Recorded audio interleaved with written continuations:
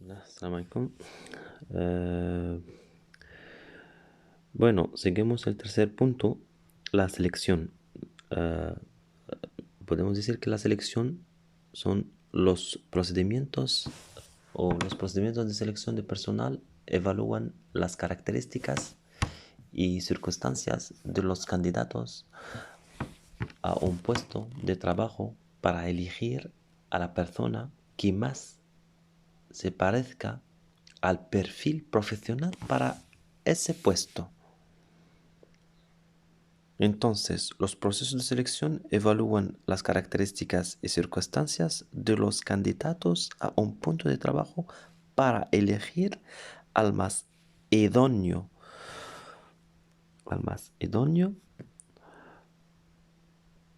consta de las siguientes fases.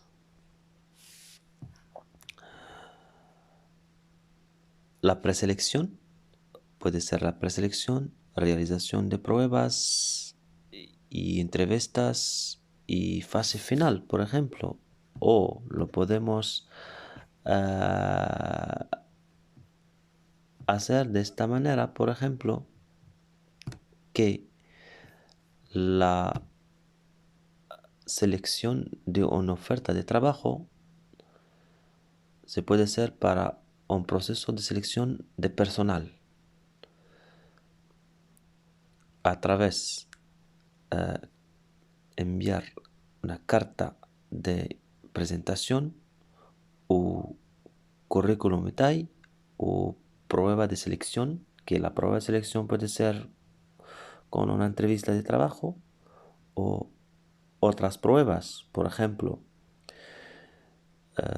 pruebas psicotécnicas o personalidades o dentro de cultura general o profesional, por ejemplo, o puede ser también prueba grafológica o prueba física o prueba de conocimiento también y eso. Ahora, empezamos. Ahí tenemos, por ejemplo, A.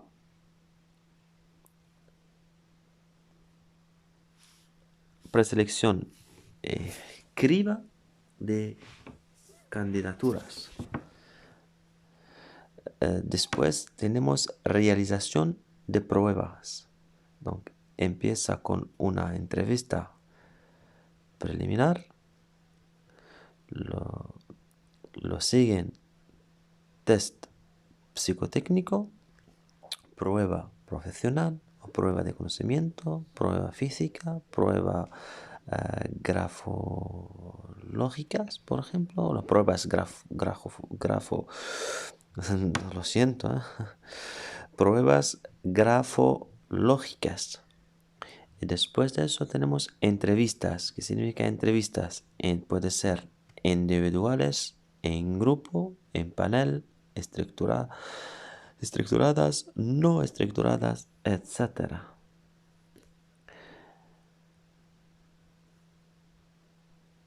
Y después entrevista final o es lo que se llama a la fase final. Entonces, la selección del personal o el proceso de selección puede ser primero enviar CV o carta de presentación. Después entrevista preliminar. Después prueba de conocimiento y prueba psicológica. Y al final tenemos una entrevista final. ¿De acuerdo?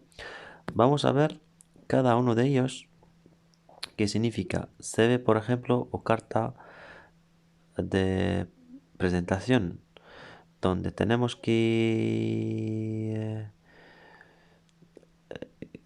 donde hay que figurar los elementos siguientes o los elementos que se deben incluir en un CV son datos personales, formación académica y experiencia profesional,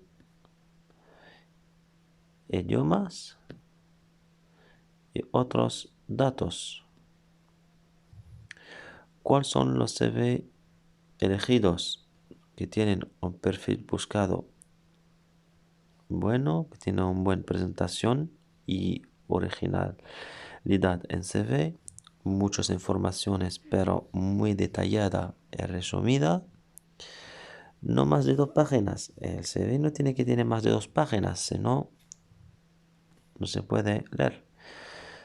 La carta de presentación es aquella en el que el candidato se presenta hacia la empresa y explica brevemente las razones por las que considera que puede ser buen candidato para la empresa. Es un voluntario del CV o letra de recomendación puede ser. La finalidad de la carta de presentación es doble. Busca despertar el interés. Pone de relieve los datos más destacados del CV.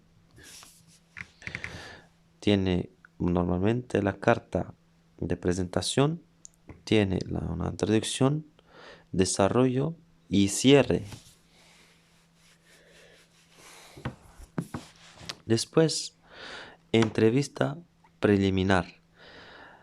Tras la lectura y análisis de los CV y carta de presentación recibida, el Departamento de Recursos Humanos realizará una primera entrevista a aquellos candidatos que hayan resultado preseleccionados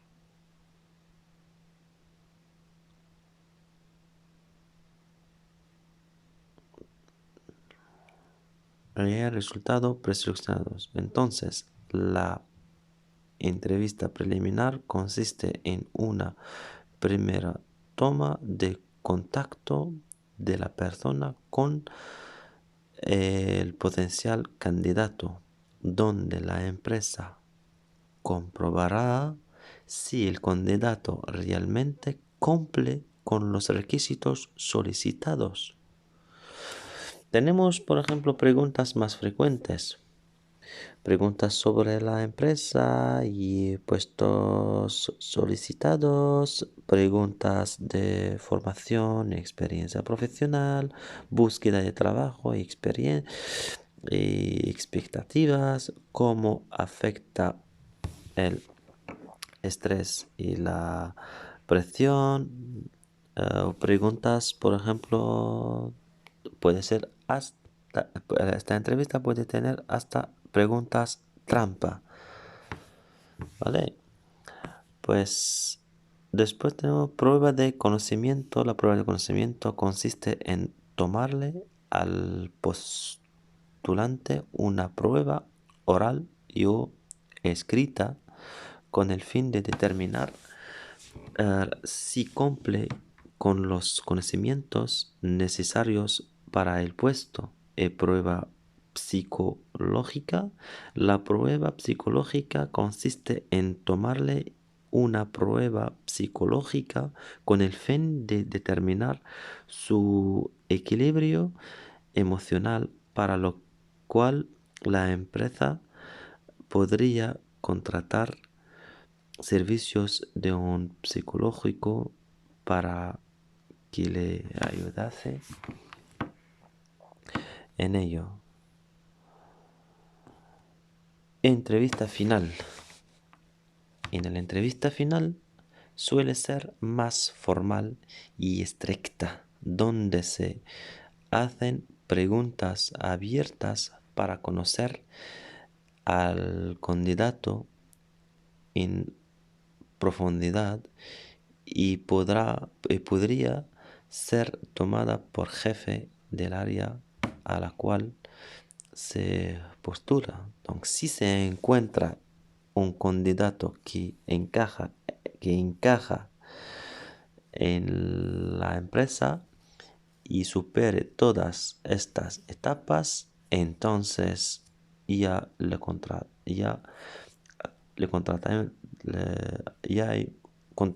entonces hay contratación.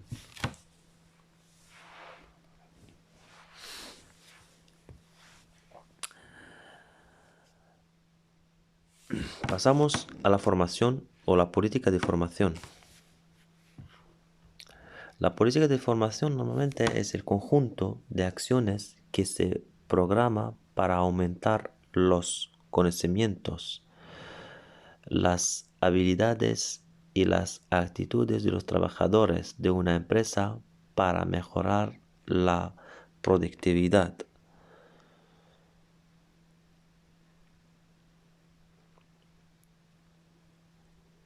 Hay dos tipos de formación normalmente, tipo de formación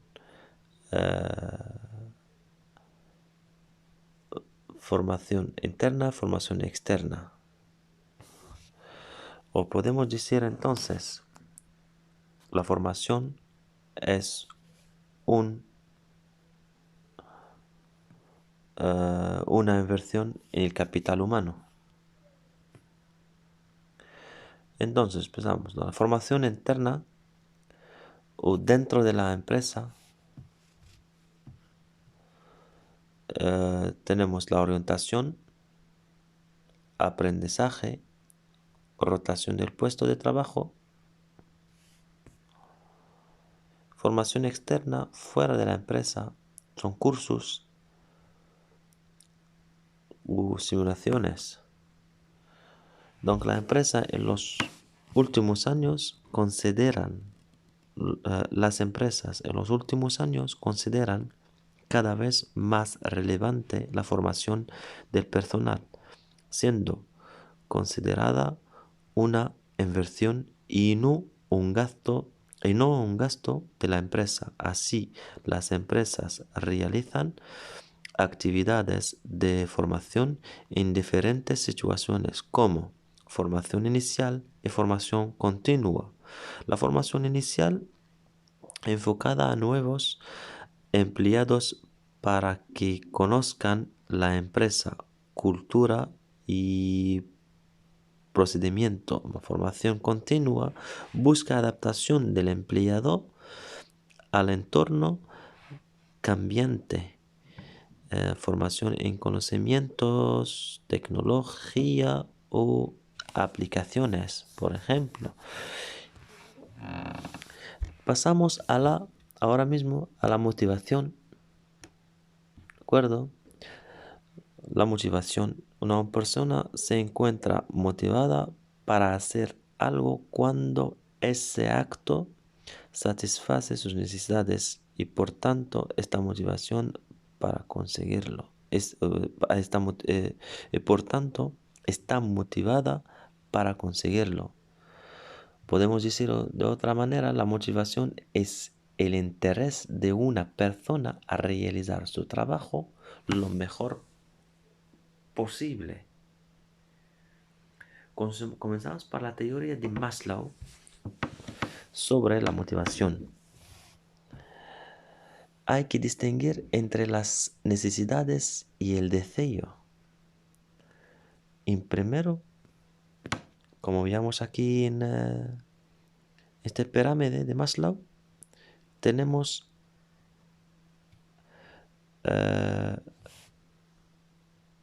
fisiológica y así seguridad, sociales, estima, autorrealización. 3 son necesidades inferiores y los 2 arriba en el cúspide son necesidades superiores.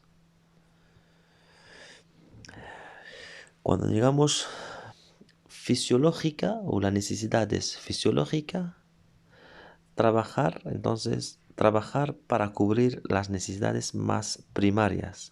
alimentares, vestido,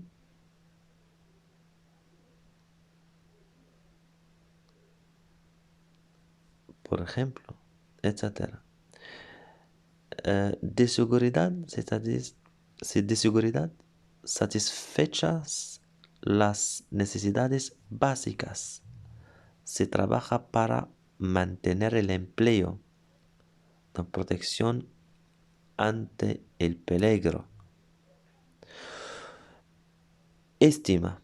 Luego, sociales, sociales. Buscar el afecto de los compañeros y la entregación en el grupo.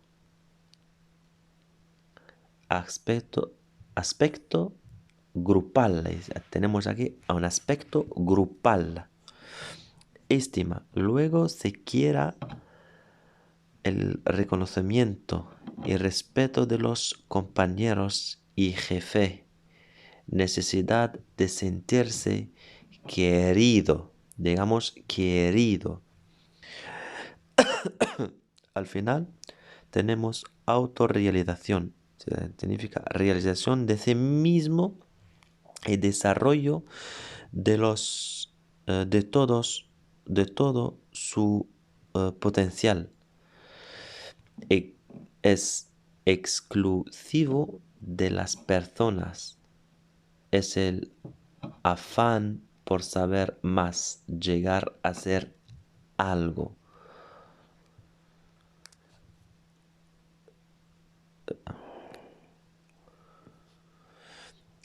Después tenemos la